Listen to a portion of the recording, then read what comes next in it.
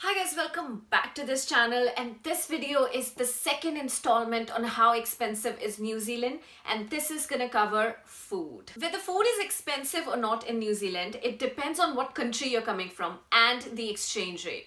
Now, the thing about exchange rate is, as we all know, it fluctuates. Since I'm from India, at the moment, 1 New Zealand dollar is equal to this much Indian national rupees. So for me, New Zealand is expensive food-wise, but hey, that's a personal opinion. I would post a list of different exchange rates of different countries somewhere over here. New Zealand is a fairly backpacker-friendly country, but when it comes to food, I think the unanimous vote goes to food being a bit on the expensive side. So how we're gonna break this video down is to classify the food under 3 categories.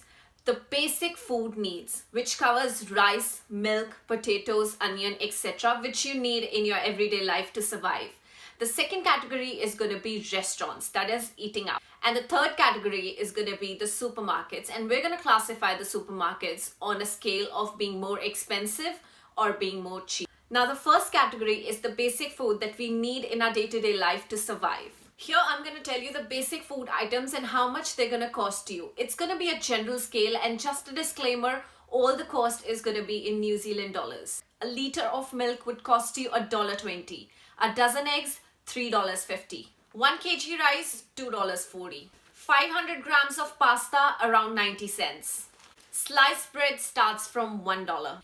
Onions might cost you around $1.50 to $3.50, and potatoes would range between $2 to $4. As far as meat is considered, I do not personally eat meat, but I'm going to include the meat prices for the people who do. Chicken, $8 a kg. Pork, $9. Beef mince, $10 a kg, and lamb, being the most expensive, would land you around $20 a kg. Now for my Indian peeps out there, chole, which is called as garbanzo beans here, would land you around $7 a kg, and dal and other beans would be around the same. Now, as far as vegetables are considered, they differ across the country and season.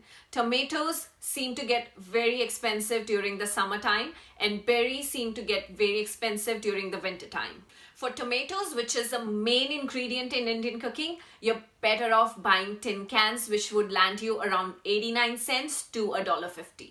Now, the second category is eating out, that is the restaurants. A decent meal would cost you around $20 to $30, which in my personal opinion is pretty expensive. Some Indian restaurants would do curry nights, which is one day out of the whole week where the curries are $12 to $15, and you just have to buy the curry because rice are free with them. A pint of beer would land you around $8, and a small coffee starts from $4.50. And by the way, New Zealand is also popular for its excellent coffee. A decent sized pizza starts from $5, and a Big Mac is for $4.22. And just a disclaimer for my Indian friends out there, a cheeseburger is not a burger with cheese in it, it's a burger with beef patty in it. So the bottom line is, it's easier to cook at home than to eat outside. The third category is the supermarkets. We're going to categorize the supermarkets on a scale of cheap, moderately priced, and expensive.